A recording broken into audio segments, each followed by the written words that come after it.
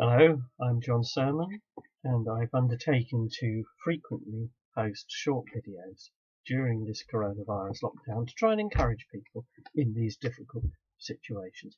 It's not quite daily in that I miss a day every now and then, but that's roughly the pattern I'm going on, is to put one of these out most days. And today I wanted to concentrate on the fact that we are seeing changes in our situation gradually, certainly here in the UK, and I think in other countries as well. It might be at a different pace.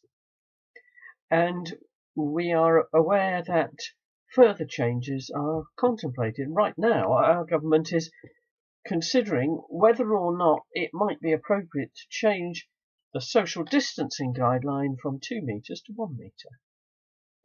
Now, these sorts of changes, they seem to have the effect of, well, certainly if that one goes through, of making all sorts of practical things slightly easier. But alongside that, inevitably for some, would be the concern as to whether it's taking a risk beyond what is sensible. And every aspect of easing of the restrictions, it seems to pose questions for us about, is that wise? Should I do it? Am I relieved or am I concerned? And different people's circumstances inevitably mean you come to different answers from one another on all of these sorts of questions. I think it's good to recognise that just as the whole crisis coming to a head and the beginning of the lockdown put us under stress, so does the gradual easing of the lockdown and the working out how we're going to be able to do things, what will be appropriate. For a lot of the detail of these questions, the answer simply is we don't know. And we might be having to wait for the next set of government guidelines following an announcement and so on. In circumstances where we don't know, the future is uncertain, the way forward is difficult for us to see.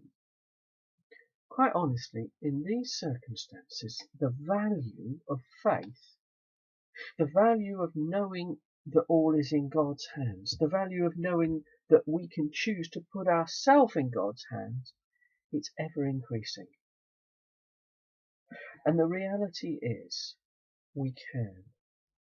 I was writing for my church people today, a little daily reflection that goes out, and concentrating on a short point that Peter made in the first letter of Peter in the Bible, chapter 3, and he says, always be ready to give an answer to anyone who asks you to explain the reason you have hope.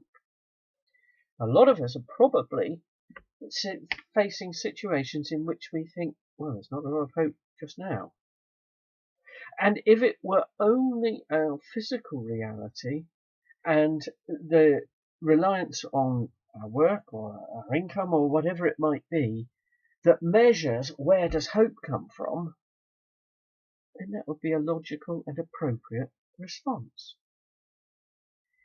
But for the Christian, the hope that is for our experience in this life and for beyond this life, comes from our relationship with God through Jesus Christ.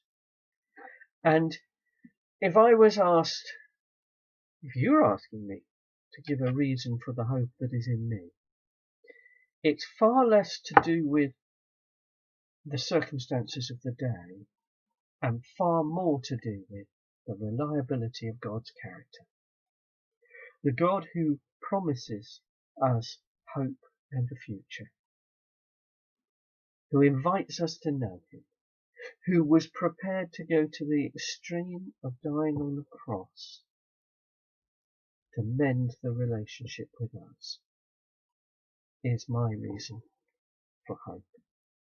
But the wonderful thing is that I can say that, some of you perhaps can't, but you could.